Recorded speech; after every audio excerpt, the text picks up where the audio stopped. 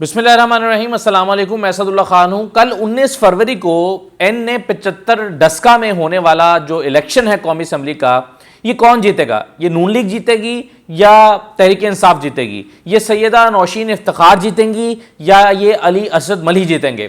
किसकी क्या स्ट्रेंथ है, किसका क्या ड्रॉबैक है?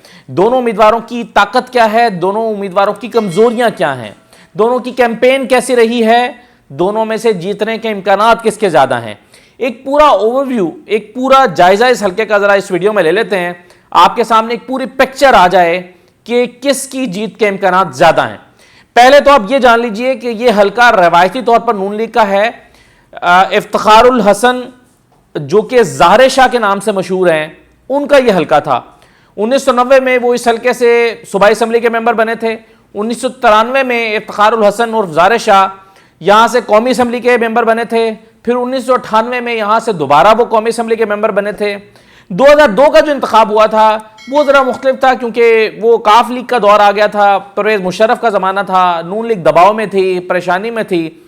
तो उस वक्त यहाँ से अली असद मली जो आज तहरीक इंसाफ के रहनुमा हैं, ये उस वक्त काफ लीग के टिकट पर जीत गए थे और उस वक्त ये एमएनए बन गए थे। 2002 में 50,592 इन्होंने वोट ले लिए थे।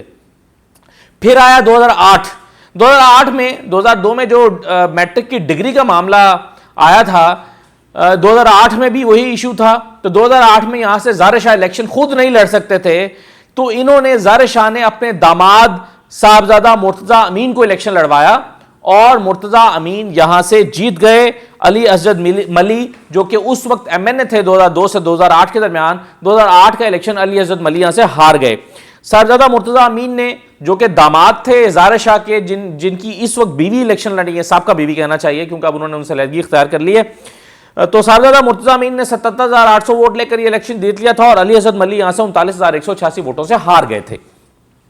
और फिर 2013 का इलेक्शन आया तो 2013 के इलेक्शन में दोबारा यहां से जीते ज़ाहिर शाह। 2018 का इलेक्शन आया, 2018 में दोबारा ज़ाहिर शाह जीते।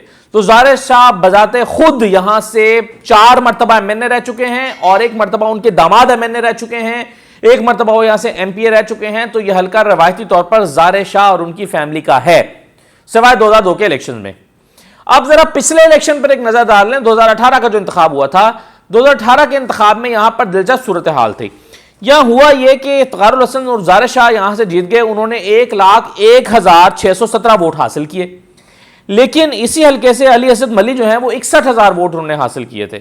आप बज़ाहिर तो ये लगता है कि ये 40-50 हज़ार वोटों का फर्क है, लेकिन इसमें जो इंपॉर्टेंट फैक्टर रहा था वो था उस्मान खालिद का फैक्टर, जिन्होंने 57,000 वोट यहां से लिए थे आजाद हैसियत में। अब उस्मान खालिद का बैकग्राउंड यह है कि उस्मान खालिद खुद भी तहरीक इंसाफ में रहे हैं, टिकट के उम्मीदवार थे, लेकिन तहरीक इंसाफ ने इनको टिकट नहीं दिया, अली असद मली को टिकट दे दिया। जब अली असद मली को टिकट दे दिया और उस्मान खालिद को टिकट नहीं मिला तो उस्मान खालिद आजाद हैसियत में खड़े हो गए और आजाद हैसियत में भी खड़े होकर 57,000 वोट, यानी तकरीबन अली असद मली जिनके पास तहरीक इंसाफ का टिकट भी था, उन जितने वोट इन्होंने हासिल कर लिए थे। तो एक तासुर यह था उस वक्त हल्के में कि तहरीक इंसाफ ने यहां पर 2018 के इलेक्शन में गलत शख्स को टिकट दिया है, उस्मान खालिद को टिकट देना चाहिए था, तो वो ज्यादा बेहतर मुकाबला करते अली असद मली की निस्बत। क्योंकि अली, और बाद में फिर यह साबित भी हुआ कि उस्मान खालिद ने 57,000 वोट आजाद हैसियत में भी ले लिए। अब यहां पर दिलचस्प सूरत हाल है। अब सूरत हाल यह है कि उस्मान खालिद यहां आजाद हैसियत में खड़े तो हुए, यानी इलेक्शन कागजात तो जमा कराए, लेकिन फिर उन्होंने कैंपेन नहीं की और ये कैंपेन जो है वो अली असद मली के हक में कर रहे हैं। यानी वो अली असद मली को, पाकिस्तान तहरीक इंसाफ के रहनुमा को सपोर्ट कर रहे हैं इस हल्के से इलेक्शन के लिए। और दूसरी तरफ मुकाबले में है इफ्तिखारुल हसन की साहबजादी सैयदा नौशीन इफ्तिखार। अब अगर आप वोट काउंट करें 2018 का, तो अली असद मली के 61,000 वोट और उस्मान खालिद का 57,000 वोट मिला लें तो 1,18,000 वोट बनते हैं इन दोनों के मिलाकर 2018 के इलेक्शन में। और ज़ाहिर शाह ने यहां से वोट लिए थे 1,01,000, यानी उन दोनों के वोट मिलाकर इनसे 17-18 वोट ज्यादा हैं।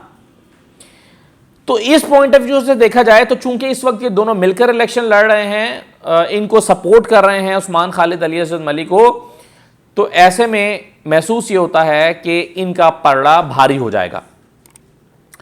दूसरी तरफ सैयदा नौशीन हामिद जो हैं वो अपने वालिद की वफात के बाद जिनकी पिछले साल 2 अगस्त 2020 को वफ़ात हो गई थी 75 साल की उम्र में, उनके बाद जो है वो ये इलेक्शन हो रहा है। तो सैयदा नौशीन इफ्तिखार जो हैं, ज़ाहिर है कुछ हमदर्दी का वोट भी होता है, कुछ खातून होने का वोट भी होता है कि जी बड़ी दलेर औरत हैं, इन्होंने जो है वो अपने वालिद की जगह पर इलेक्शन लड़ रही हैं। हालांकि इससे पहले इनके शौहर इलेक्शन लड़ा था, लेकिन इस मरतबा साहबजादा मुर्तज़ा अमीन ने कहा कि मैं सियासत में नहीं आना चाहता। तो फिर मुर्तज़ा अमीन जो हैं, बल्कि इनके इख्तलाफ भी हुए, इख्तलाफात भी हुए, और वो चाहते थे कि उनकी बीवी जो हैं सैयदा नौशीन इफ्तिखार वो भी इलेक्शन ना लड़ें। इस बात पर उनके शदीद इख्तलाफात हुए और फिर सैयदा नौशीन इफ्तिखार ने जाकर अपने शौहर से खुला ले ली, अलहदगी इख्तियार कर ली है, और इनके 4 बच्चे हैं जो इनके पास हैं। यूं सैयदा नौशीन इफ्तिखार अपने घर की कुर्बानी देकर ये इलेक्शन लड़ रही हैं। जाहिर है ये एक फैक्टर जो है वो उनको सपोर्ट कर रहा होगा, आई डोंट नो सपोर्ट कर रहा होगा, उनकी मुखालफत में जा रहा होगा, लेकिन बहरहाल उनको ये लगता है कि वो इनको सपोर्ट करेगा।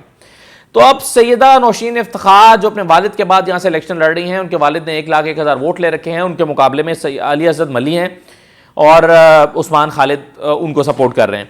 अब अगर आप इन दोनों उम्मीदवारों के कैरेक्टर का या फैमिली के कैरेक्टर्स का बैकग्राउंड देखें तो 2008 का मैंने अपनी फाइल खोली है। 2008 में मैंने जो नोट्स बनाए हुए थे, 2018 में मैंने नोट्स बनाए हुए थे, 2018 के नोट्स में मैंने जो पॉइंट्स लिए थे उस वक्त, आप जानते हैं कि मैंने 92 में इलेक्शन ट्रांसमिशन को कवर किया था, तो मैंने हर हल्के के में तैयारी करके नोट्स तैयार किए थे। तो वो मैंने नोट्स खोले हैं, तो उसमें मेरे सामने लिखा हुआ है कि 2018 का बता रहा हूँ, अली असद मली कमज़ोर उम्मीदवार हैं, अवामी आदमी नहीं है, इनका अवाम से ताल्लुक़ नहीं है। 2002 में ये इलेक्शन जीते थे, लेकिन लोगों के दिल में जगह नहीं बना सके थे, कैंपेन कमज़ोर रही है, दही हल्के में इनको लोग पसंद नहीं करते और ये दही हल्के से इलेक्शन लड़ रहे हैं।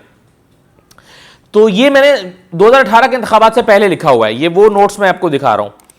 फिर मैंने ये भी लिखा हुआ है कि उस्मान खालिद PTI में रहे थे, उनको टिकट मिलता तो ज़्यादा बेहतर था। फिर सैयद इफ्तिखारुल हसन जो हैं, उनके हवाले से मैंने लिखा है कि इस फैमिली के बारे में मशहूर है कि ये मुनशियात का कारोबार करने वालों को सपोर्ट करते हैं और उनका उनसे ताल्लुक है। अब ये कैसे है?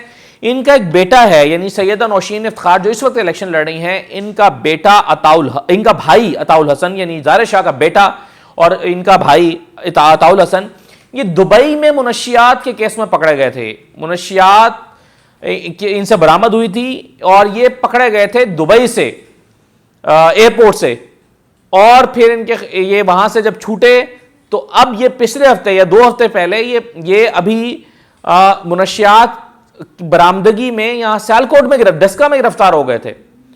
और गिरफ्तारी के बाद चूंकि इनसे जो है वो मुनशियात बरामद भी हुई, इनको फिर अपनी बेल कराना पड़ी, तो ये बाहर आए। तो इनके ऊपर ये बड़े स्ट्रॉन्ग एलिगेशंस हैं कि ये मुनशियात का कारोबार करते हैं और मुनशियात का कारोबार करने वालों के ऊपर इनका हाथ है, इनकी सपोर्ट है। और इससे बड़ा सबूत क्या होगा कि खुद दुबई में ये गिरफ्तार हो चुके हैं, जहां पर पाकिस्तान का, चलिए यहां पर तो आप कह सकते हैं ना सियासी बुनियादों पर पकड़ लिया, सियासी बुनियादों पर गिरफ्तार कर लिया, तो वहां पर तो ऐसा नहीं होता। तो इनके ऊपर बड़े स्ट्रॉन्ग एलिगेशन है। तो इस बैगेज के साथ सैयदा नौशीन इफ्तिखार जो है वो इलेक्शन में जा रही हैं, लेकिन उनके पास अपने वालिद का जो 30 साल का हल्के का बैकग्राउंड है वो उनको प्लस पॉइंट दे रहा है। तो प्लस सैयदा नौशीन इफ्तिखार का प्लस पॉइंट ये है, अब दोनों का प्लस और माइनस पॉइंट देख लें। नौशीन इफ्तिखार का प्लस पॉइंट ये है कि बुनियाद रवायती तौर पर उनके ख़ानदान का हल्का है और कैंपेन उनकी बड़ी अच्छी हुई है, मरीम नवाज़ वहाँ पर गई कैंपेन की। और उनका माइनस पॉइंट या नेगेटिव पॉइंट ये है कि उनके ख़ानदान पर और उनके भाई पर मुनशियात के बड़े संगीन इल्ज़ामात हैं। और तीसरा नेगेटिव पॉइंट ये है कि वो इस वक्त अपोजिशन में है, और बाई इलेक्शन में समझा जाता है कि अगर आप हुकूमत में हैं तो आपको ज़्यादा लोग वोट करते हैं कि जी तरक्याती काम होंगे, अगर हुकूमत इनकी है तो फ़ायदा होगा, ऑपोजिशन के बंदे को जितवाने का फ़ायदा नहीं होगा। आमतौर पर ये एक वोटर का माइंडसेट होता है जिससे कुछ नेगेटिव पॉइंट्स मिलते हैं। ये इनके पॉजिटिव और नेगेटिव पॉइंट्स हैं नौशीन इफ्तिखार के।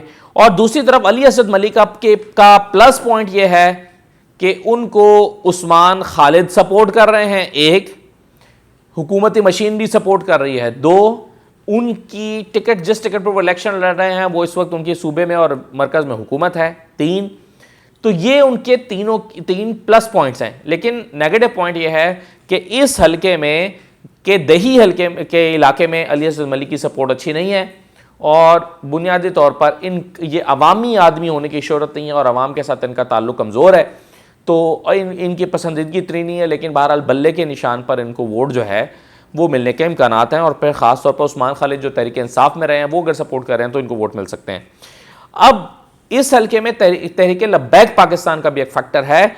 असलान जफ़र तहरीक लब्बैक के प्लेटफॉर्म से इलेक्शन लड़े थे 2018 के इलेक्शन में, और 14,700 यानी 15,000 के करीब उन्होंने वोट लिए थे, और अब भी इस मरतबा वहाँ से तहरीक लब्बैक अपना उम्मीदवार उन्होंने खड़ा किया हुआ है और वो इलेक्शन लड़ रहे हैं।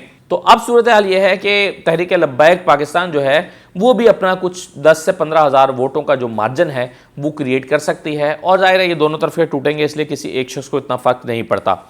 अब अगर आप मुझसे पूछें कि ये इलेक्शन कौन जीतेगा, तो मैं कहूँगा कि ये कांटे का मुकाबला है, कांटे का मुकाबला है।